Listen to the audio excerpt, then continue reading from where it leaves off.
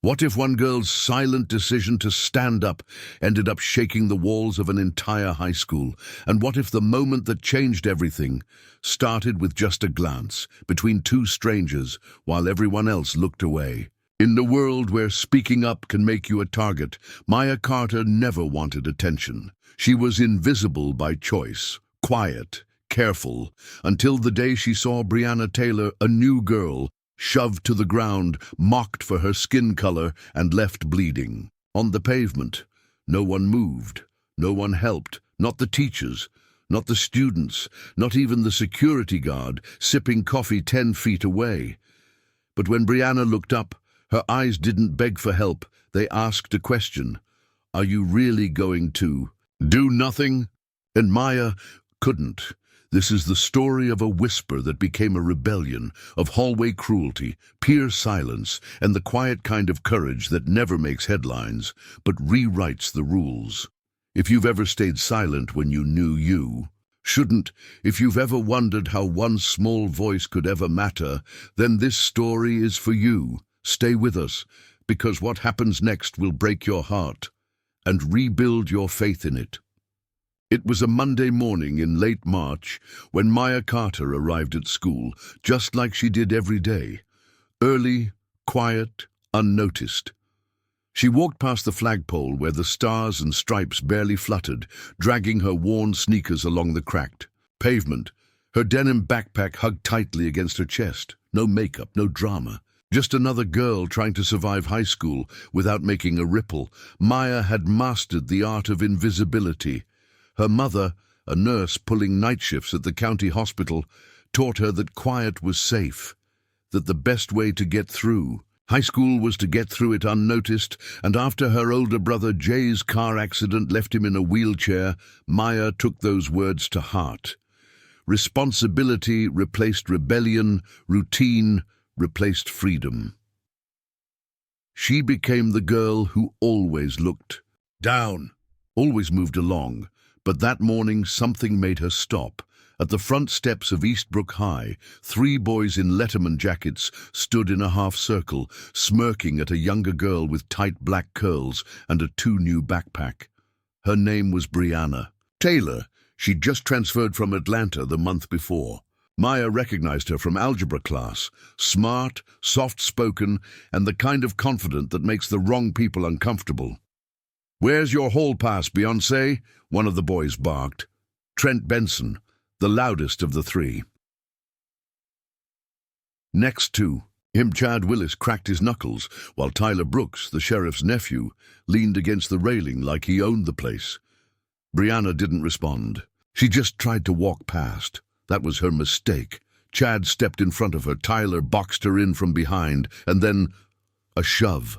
Her body hit the pavement hard, her books scattered, her elbows scraped raw against the concrete, and the boys, they laughed. Behind the security glass, a teacher glanced up, then looked away. The campus cop kept sipping his coffee. Students nearby slowed, watched, whispered, but no one moved, except Maya. She didn't step forward. Not yet.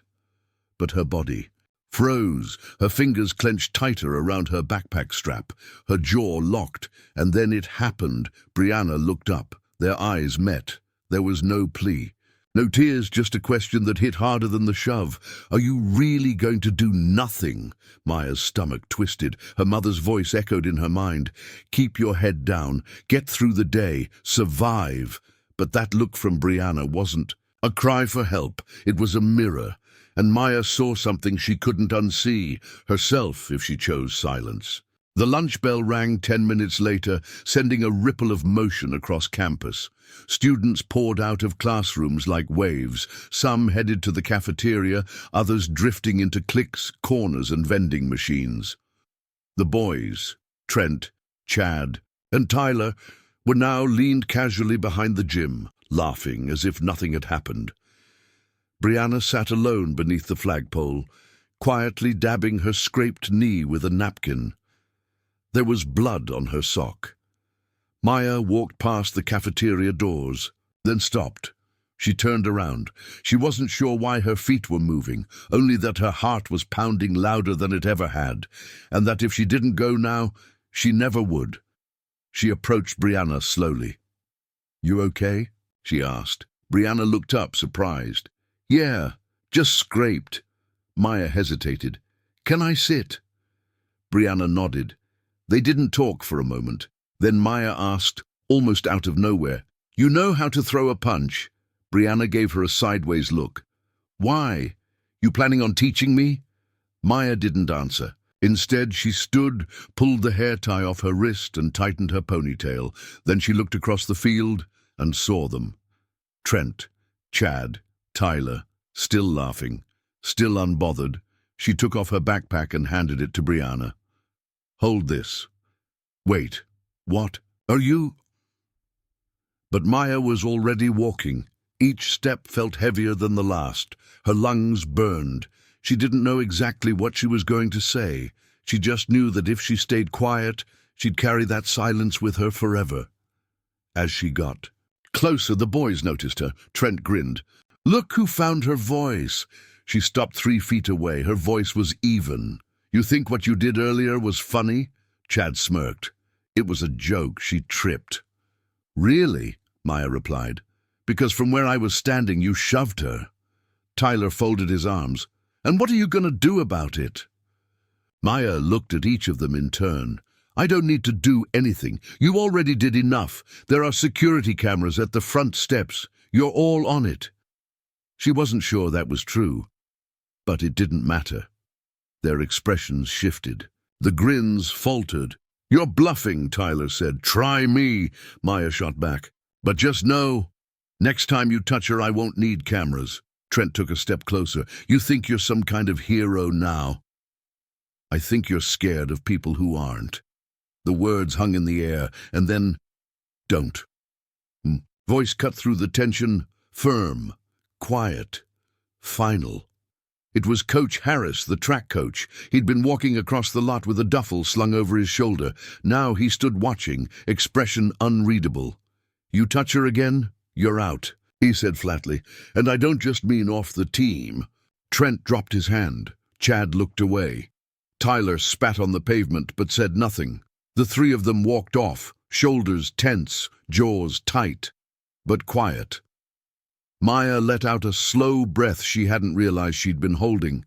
When she turned around, Brianna was standing there, still holding her backpack. "Why'd you do that?" she asked softly.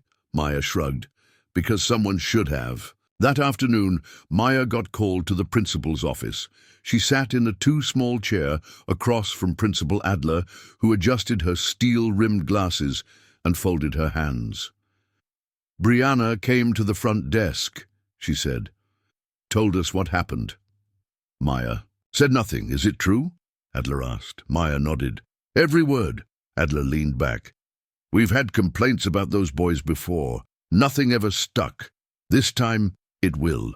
Before Maya left, Adler added, "You did a brave thing today, but I want you to know, it's not your job to fix what's broken in this place." Maya paused at the door. "Maybe not," she said, "but I won't be part of breaking it." That evening at home, she didn't mention what happened. She helped Jay with his algebra homework, set the table, and washed the dishes. But when she went to her room and opened her notebook, she didn't start her English essay. Instead, she wrote a single sentence across the top of the page. "Courage doesn't always shout. Sometimes it whispers. Not today." She stared at the words for a long time. The next day felt different. Some students nodded at her in the hallway.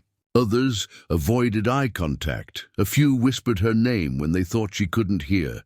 Brianna walked beside her between classes, not talking much, just moving in rhythm, like they'd always done it. They didn't talk about the vending machines. They didn't have to. That silence between them wasn't heavy. It was understood. One afternoon, Brianna showed up at Maya's locker with a small box wrapped in brown paper. "My mum wanted you to have this," she said. Inside was a woven bracelet. Black, red, and gold.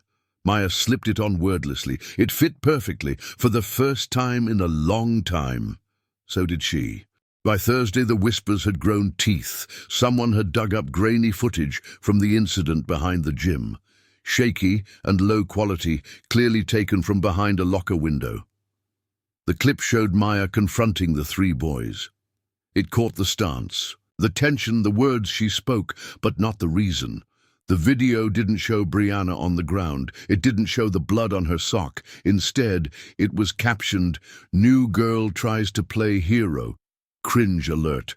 Worse, someone edited it, overlaid it with sarcastic music and emojis. Laughter, sound effects, fake gasps. By sixth period, the clip had made its way through nearly every phone on campus. Maya's name became a punchline, in the hallways, in the bathrooms, in whispered mockery between class bells. She turned her phone off. After school, Brianna found her near the vending machines. She held out a pack of Twizzlers. "Peace offering?" she said. Maya took one, but her voice was flat. "It's fine." Brianna tilted her head. "Is it really?" Maya looked away. "I'm used to it." That night, Maya sat at her desk, staring at a blank Word document. She couldn't focus, couldn't think, couldn't stop the sinking weight in her chest. Jay rolled into her room in his wheelchair, a steaming mug in hand. He placed it on her desk, without a word, then looked at her screen. "No essay tonight?" he asked. She shrugged. "I don't want to give them more fuel," she mumbled. "If I say something, they'll just twist it. That's what they do." Jay didn't respond right away. Then he leaned in. "So what? Let them set the fire? Or build something from it?" Maya blinked. Her brother saw straight through her. He always did. She didn't reply. But she opened the document and wrote. Not her best essay, but her truest. By Friday morning, something subtle had shifted. When Maya walked into school, the stairs were still there, but some of them felt different. Girl in the library slipped her a note, just a torn piece of paper. It said, "Thank you, for Brianna, for all of us." Maya didn't know who it was from, but she folded the paper neatly and put it in her back pocket. That afternoon, things erupted again. Maya had just finished PE and was walking past the east stairwell when she heard raised voices. At first, she thought it was just another hallway argument. Then she saw the circle of students. In the center, a boy on the floor, nose bleeding, eyes wide with fear, standing over him. Tyler Brooks, fists clenched. Someone yelled, "He snapped!" Another muttered. The other kid said something about his sister. Phones were already out, videos recording. Again. Moments later, security rushed in. Tyler was handcuffed and led away, still shouting that it wasn't what it looked like. But no one believed him, because the video only caught the punch. That evening, Brianna called Maya. "They're saying it was self-defense," she said, "but no one caught the start on camera." Maya sat on her bed, staring at the ceiling. "People only see what confirms what they already believe," she muttered. On Monday, the tension was back.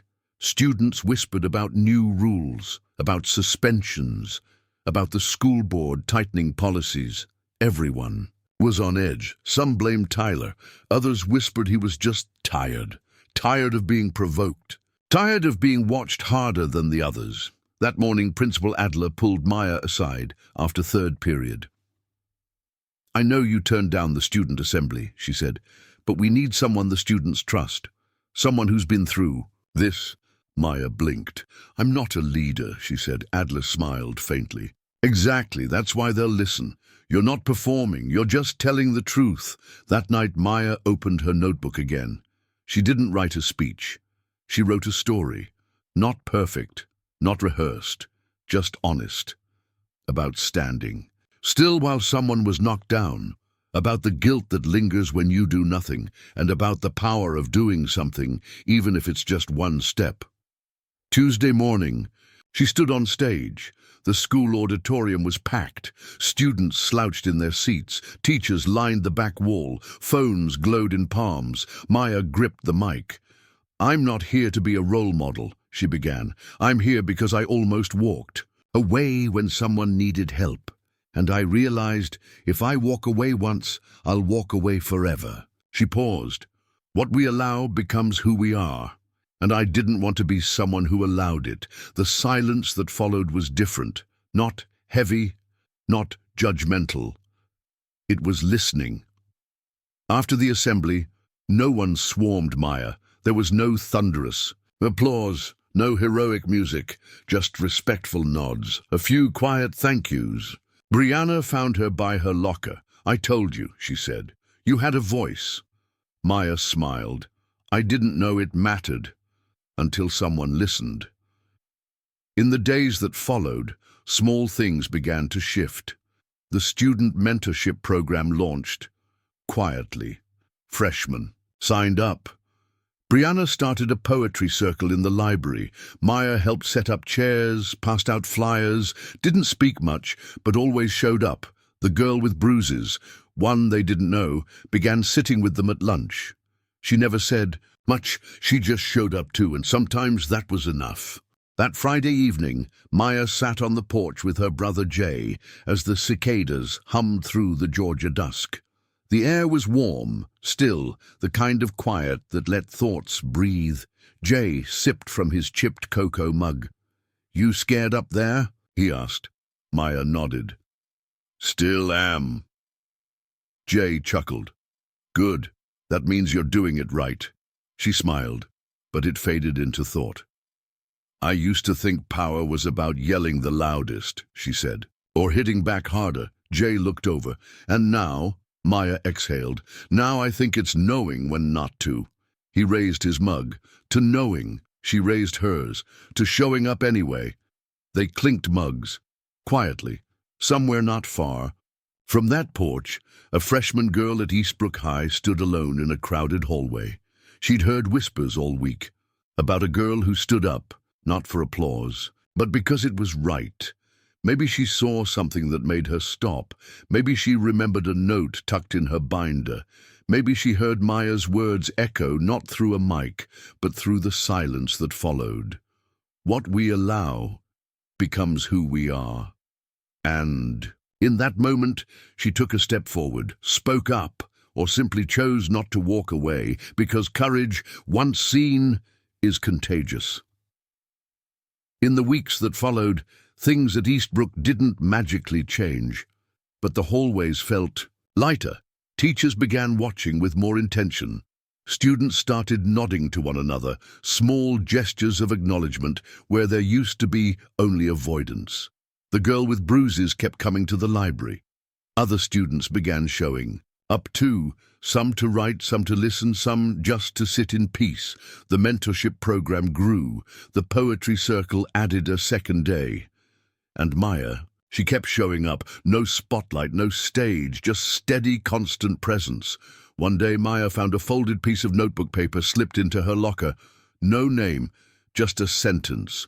Because you stood, I did too.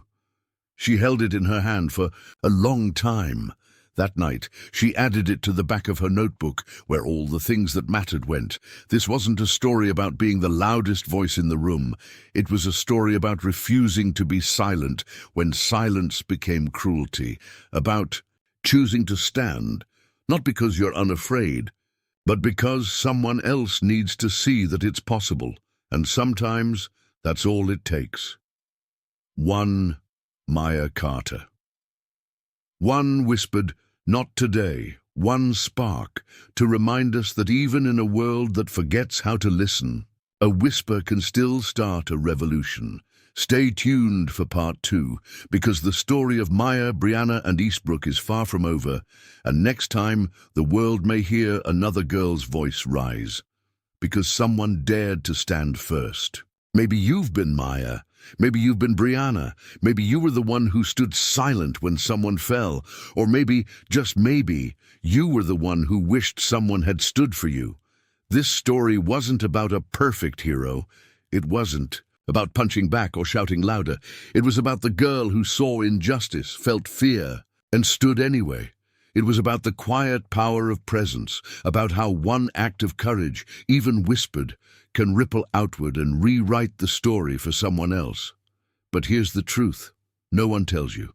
The world doesn't change because someone shouts. It changes because someone refuses to walk away.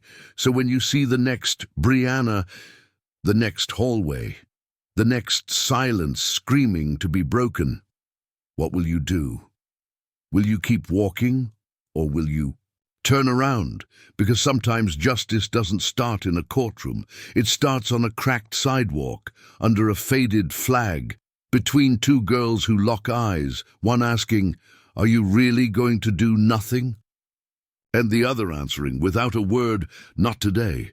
If this story touched something deep in you, your memory, your heart, your past, don't keep it to yourself. Share it. Live it. And next time you see someone stumble, don't wait for the crowd. Be the one who turns around. Like, comment, subscribe, because the world doesn't need more noise. It needs more people who refuse to be silent.